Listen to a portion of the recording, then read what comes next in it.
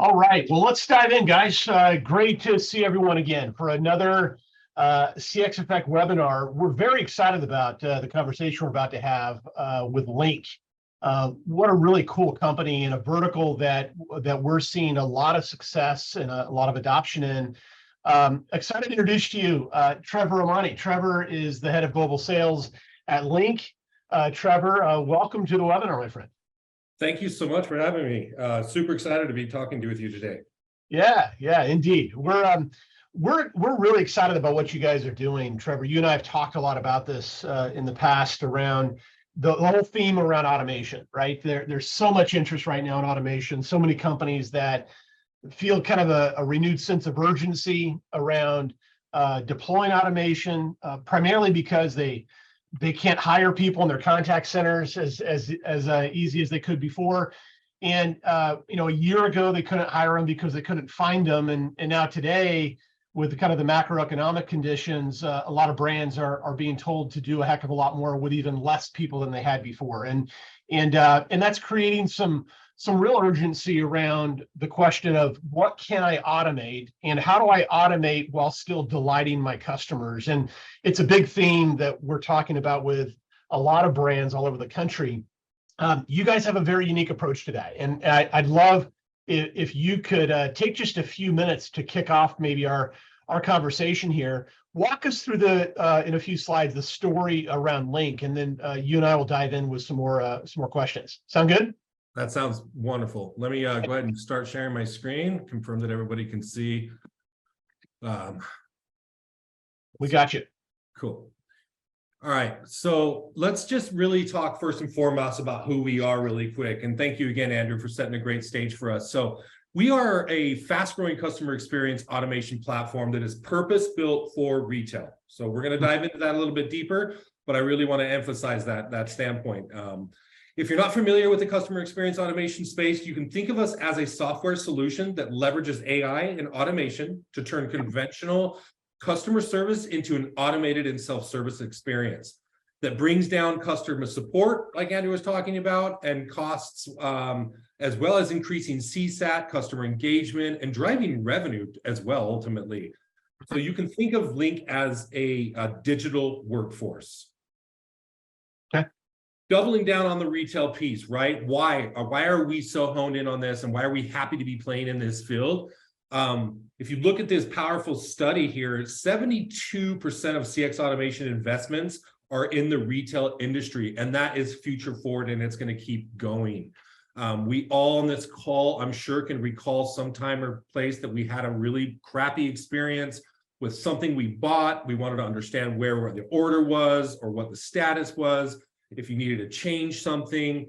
These are things that we're here to address, and we're here to address this in a new modern approach with a new Gen 3 approach. And we'll quickly, and then throughout the conversation, talk about the evolution of automated chat now versus the chat bots when they first started, right? And what I want to really double down on is, that we are trusted by hundreds of leading retail brands across all major B2C and B2B retail verticals.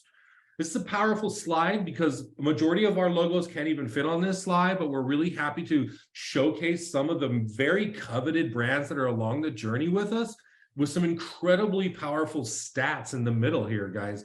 I mean, this is a strong testament to what we're delivering for our clients. And the fact is that, and I've said this to you before, Andrew, is that automation is no longer whether it is you choose to do it, it's when and who you choose to do it with. And that is a big factor here. So extremely happy to be showcasing these incredible brands that are along the journey with us. Fantastic. Yeah, and some of the big things that set us apart, we have three key pillars that truly set us apart. Our technology first and foremost, right? Like, this is going to be an area where we have the ability to learn, we have the ability to connect to your product data, retail feeds, and then we go further and understand style codes, and we can really get granular into the results.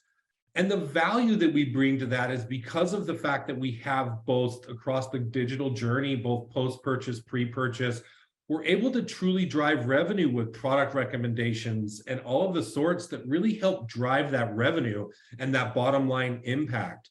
And because we're purpose-built for retail, we have built-in retail ontology that understands and masters all of the immediate and common retail use cases of where's my order, all of those aspects of lost items, made good, product questions, all of those things are built in.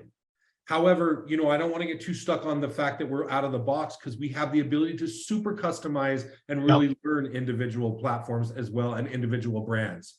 And of course, speed, right? Yep. Because of all that, we're quick. We can go live, we can get out of the box, out of the gates, excuse me, and have instant ROI to draw toward it as we deploy modularly. So that's another really strong factor for us. Yeah. Great. I just want to paint the picture really quick, of really what I'm alluding to here is we're built to drive resolution, reduce redirection, reduce friction. We talk about where it came from, the first human force, and then you had the dialogue flow chatbots that were really gave a bad stigma and they have a bad taste in your mouth.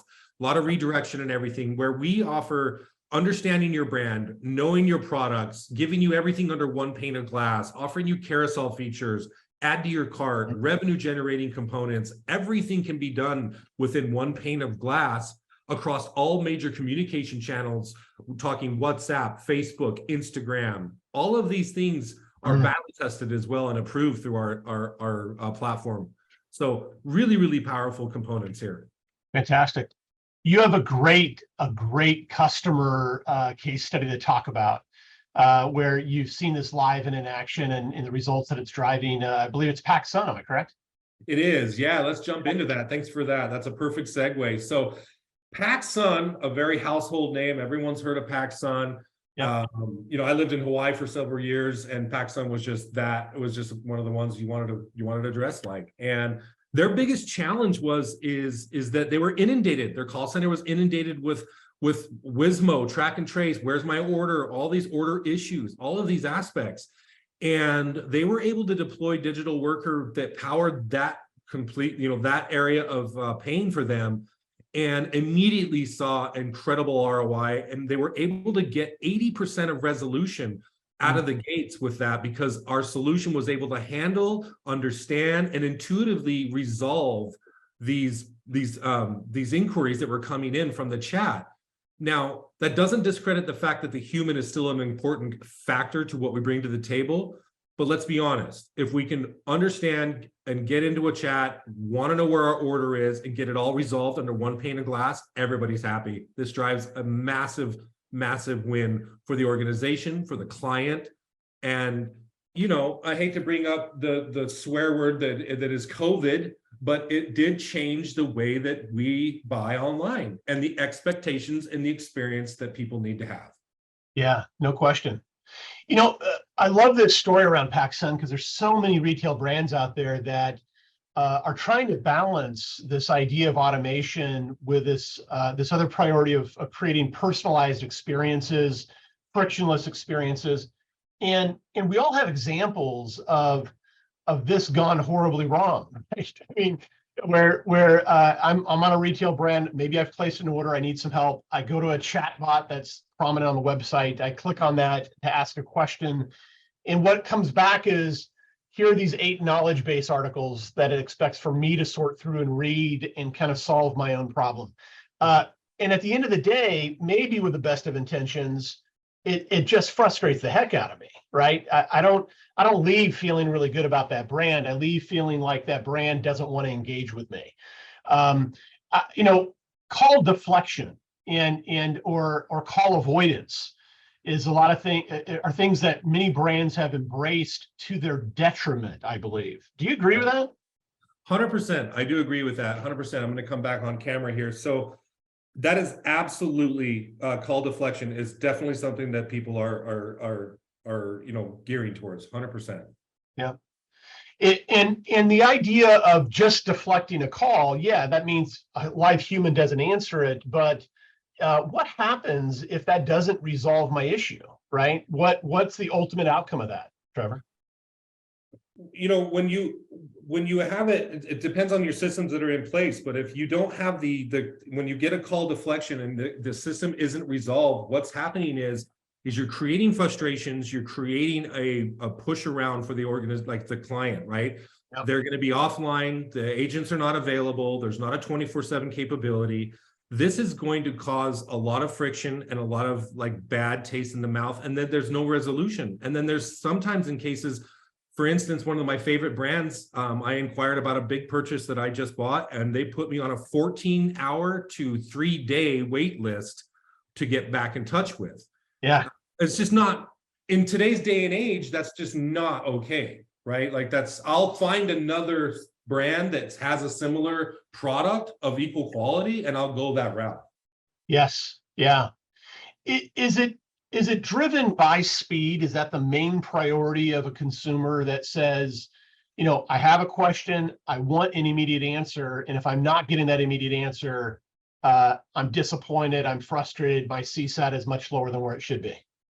I would say it's twofold. I think speed is great and it is absolutely a factor, but I think quality of your experience is the biggest one there, right? Yeah. Everybody knows that automation and AI is the big buzzwords and it's where everything's trending.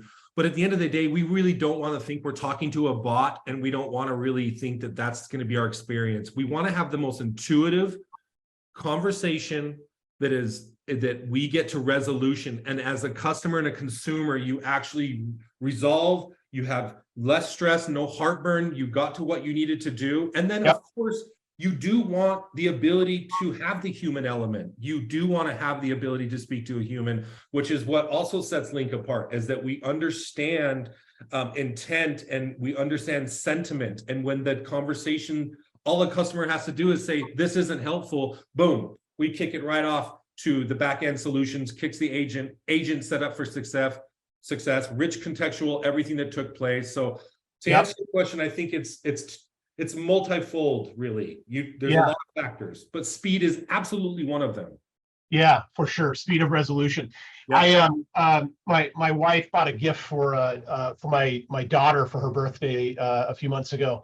And I think it was like some sort of gift basket, charcuterie thing, whatever, shipped it to her. And Hannah, our daughter, lives in Boston, about 5 o'clock that evening, it had not been delivered yet. And I remember my wife, panicking, oh my gosh, she hasn't got her present yet. It's supposed to be there. She goes through her phone looking for a confirmation email and so forth. And she's looking and looking and looking. I am sitting right there. I go to the website of the retailer. I won't mention the name, and I bring up a chatbot and I ask the question, "Where's my order?" And it responds back immediately. What's your last name? Pryfogle. What's your billing zip code? And I pop that in there, and 3 seconds later, it came back with a complete status of my order, that the order was being delivered in the next 30 minutes. And it completely resolved our concern. And sure enough, within 30 minutes, the order was delivered. I got to that answer in about 30 seconds from the time I started the inquiry to the time I got my final answer, before my wife could even find her confirmation number. Right. That's an amazing experience. Those are the types of experiences that Linc is creating every single day. They are, and I'll actually fine tune that and take it one step further. In the world of Linc, that experience for the client would be under one pane of glass and under one actual tech stack. They wouldn't have to have multiple different components. The use case that you just explained to me, in the fact that we eat, sleep, and drink this world, I already notated probably 2 different technologies that the customer would have to have relationships and vendor agreements with, where we shoulder those complexities, and we have the built-in RMAs, we have the built-in service engines that allows you streamline the entire process. Yep. A lot of what you guys do is also around the integration with back-end systems. Every retail brand out there has likely some sort of order management system. Maybe they're using something like Shopify. Maybe they're on Zendesk. Maybe they're on something else.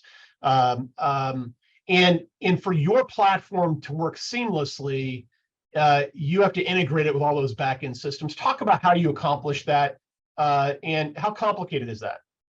It's not that complicated. Let me actually talk to you a little bit about that. So we have powerful pre-built integrations already built in with all of the major e-commerce platforms, customer communication solutions, and shipping logistics, over 1,000 different shipping and logistics, right? So this is a big, big thing. And shipping over to 189 different countries already, right? And these are battle-tested agreements and partnerships that are already there. These are not something that have to be reestablished every time you bring on a new client. These are already there. And we also integrate seamlessly with all of the customer service solutions, all of those aspects, the back ends, the Gladleads, the customers, the 5-9 of the world. The integration is battle tested. It is there. We have customers across all different our portfolio that are on these different platforms. It is very, very seamless and very, very battle tested with all. With those pre-built integrations, that also shortens the amount of time it takes for you to stand up a new customer. That's exactly right. Yeah. Talk about that. What does an implementation look like for a typical client? Yeah. So, you've got which is one of our 3 pillars, which is the speed, correct? Was that last pillar.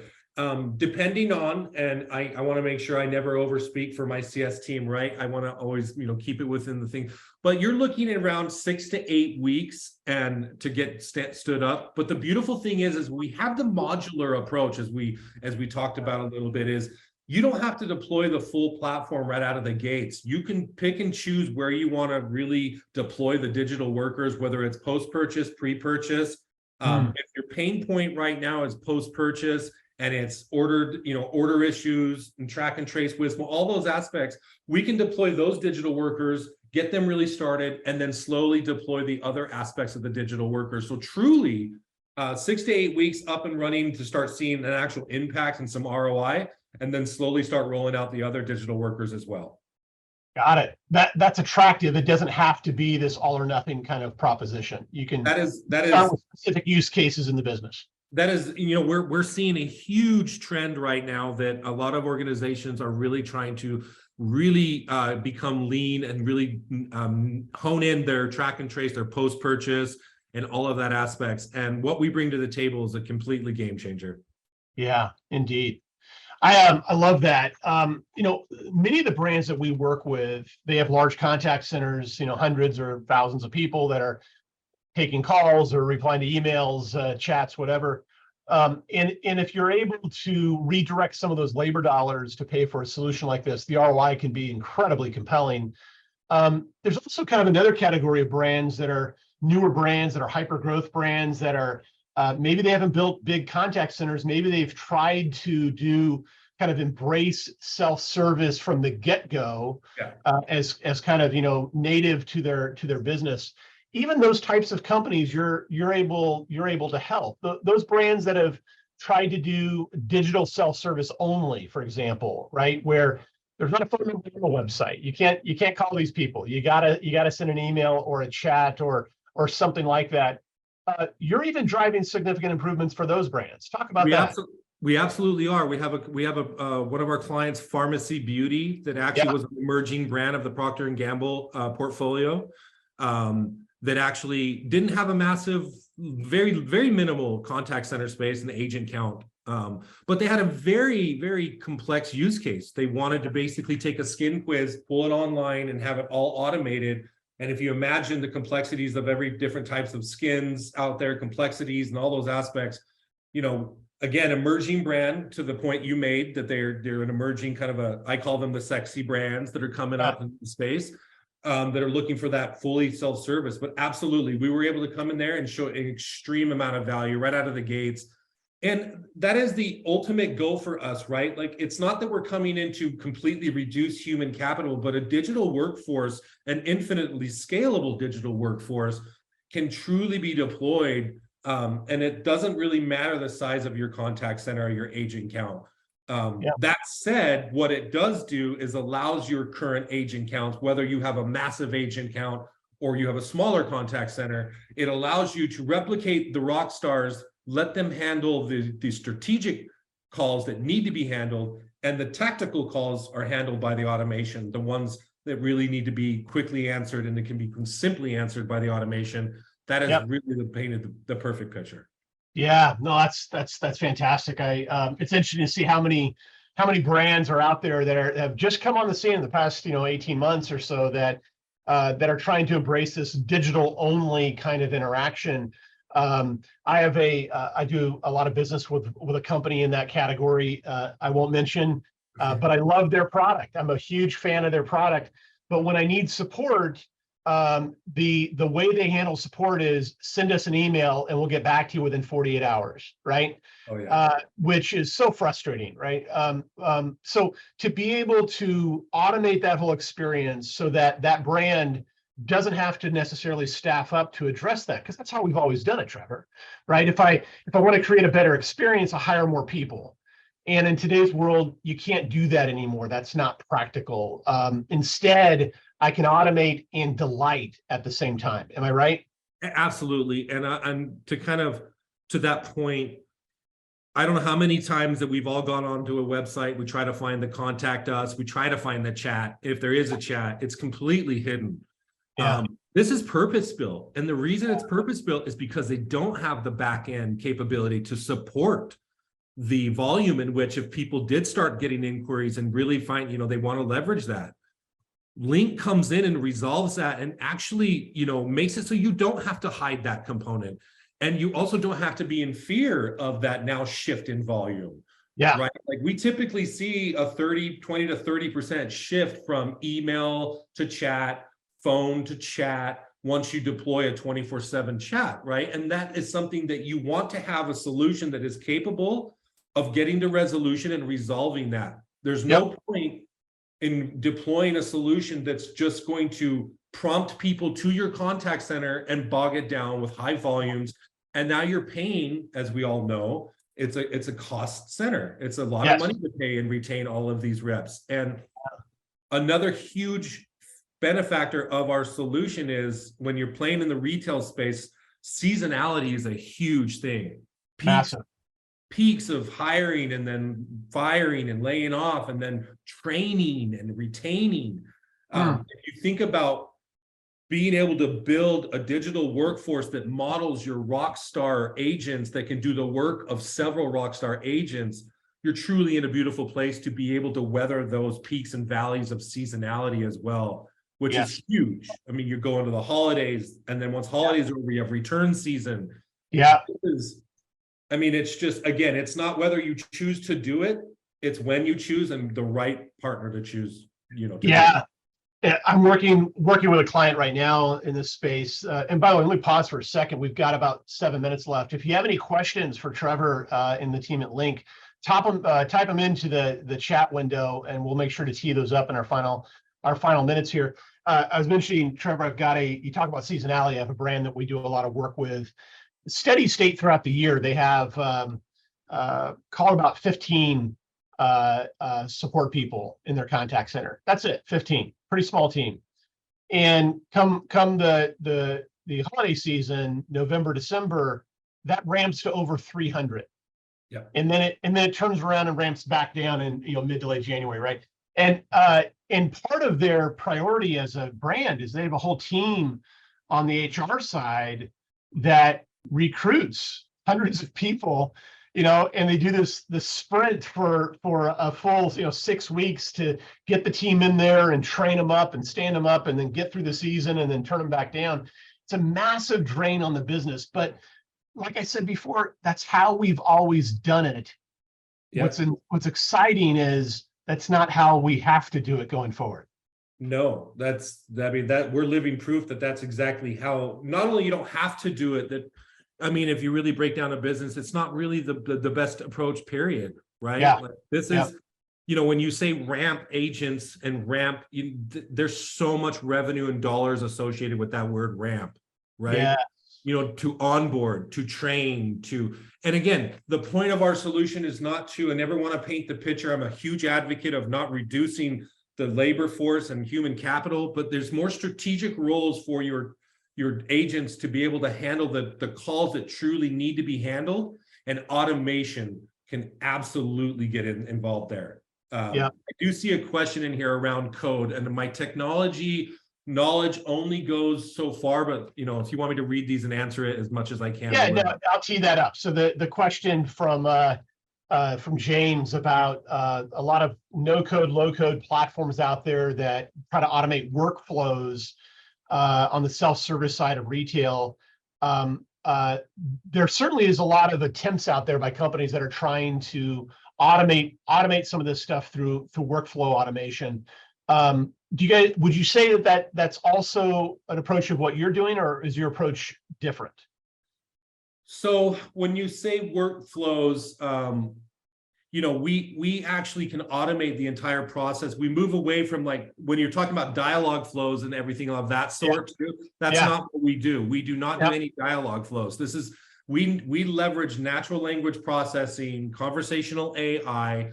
We have an intent-based answering process, not a build it, you have to write it all down and do it all that and build it yourself. Like, our solution, which is another one of the big differentiators, is we have moved away from the dialogue flows, the dialogue trees. That is not what we leverage. And of course, I don't want to, as head of sales, dive too deep into a technical realm where I get lost in the weeds, because I'll call myself out in that sense. But I do know for a fact that is an area where we absolutely differentiate. Yeah, and I think, Trevor, what I would say on that too is that there's been a lot of engines that have been built that are built around the concept of simple, like keywords and key phrases. And if the engine hears this, then respond to that. If you hear this word, respond to that. And it's certainly, perhaps it's better than nothing, but I would say it's slightly better than nothing. A lot. And because intent is really what's hard to understand, right? And that's where the real science behind this and the real hard work behind this happens, is being able to understand the intent and tone and conversation like a human would. And that's what you guys have really nailed, which I love to see in action. Another quick question here, and this is around payments. A good question. And I suppose even PCI compliance, right? Yeah. So are you in the middle of the payment stream, if you will, for a consumer at one of your brand's websites? Yeah, so this is a great question, and it comes up a lot in our sales cycles. We actually don't play in the world of taking credit card information. We do not want anything to do with your PII information. We do not even want to approach being PII compliant or anything like that. But the other part of the question is do we can connect to the payment processing softwares. We can push them to that. We can still make it a seamless scenario. They can do the whole process through one pane of glass. However, when it comes to PII and getting payment information, that's not a world that we play in. But we can still make this the experience very seamless. But just candid response there. Yeah, but that same kind of integration. It's also really fascinating to me is when it comes to payments, the fact that you guys can integrate with the leading kind of processors there, that's important. What's amazing to me is how many brands I talk to where I get on the phone with a live person, I go to make a purchase decision, and a minute later I find myself reading my credit card number over the phone to a salesperson, right? That's fraught with danger. That by itself, by very definition, is not PCI compliant. There's some benefit in brands moving more consumers towards this digital interface, where through these integrations you just mentioned, you can take that completely out of scope. Am I right about that? 100%. And I have an actual example. So in my previous role, I was selling an automation solution that that helped augment the agents. During COVID, again, bringing up COVID, a lot of the agents went back into their homes. They were working from their houses. Now, a lot of agents were taking credit card information at their homes, just writing them down, was very unsecure. A lot of bad things. In fact, a very, very, very major bank was fined upwards $80 million for this and paid a substantial fee for the violation of PII compliance.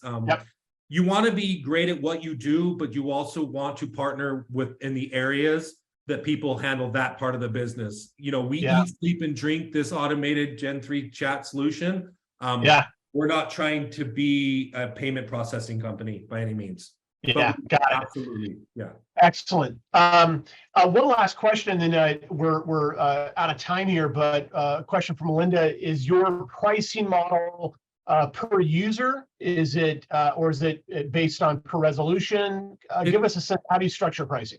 Yeah, so pricing is kind of based off of a lot of different factors, but we take into consideration how many inquiries are coming in, the volume, the average order value. A big piece of what we do is we draw everything of our pricing tied to an ROI analysis. So everything is tied to what ROI that we can bring to the table, and then we kind of build out our pricing that way. But we're not based on a per seat fee. We do base it off of a resolution or how many inquiries are coming in, order volumes, average order volume, and all those aspects. Got it. I've seen your ROI tool. It's really impressive. And that's definitely what's driving these decisions around people implementing this is what's the hard dollar financial justification for it. Trevor, we're out of time, but this has been a great conversation. And for those on the call, I would encourage two things. One is if you plan on being at Shop Talk in Vegas the end of this month, that's a massive retail show. Linc has a great presence there. I'd encourage you, reach out to us at CX Effect. We can help coordinate a time for you to meet our friends at Linc and for you to see this live and in person. You can also go to cxbasecamp.com, and that is our platform for customer education and enablement. You can go in there and log in as well. It's free for you to use. There's some great information about Linc there as well. And let us know. You can, Trevor, thanks for posting that, booth 254 at Shop Talk. We're excited to see you guys there. I hope this was helpful. This has been a great conversation. We have this recorded. We'll have this posted up at CX Basecamp in the next couple of days, and we encourage you to pass it around to your peers. Let's continue this conversation. Trevor, great job, my friend. Thank you so much, team. I appreciate it, everybody. Thank you. Thanks, everyone. Bye-bye.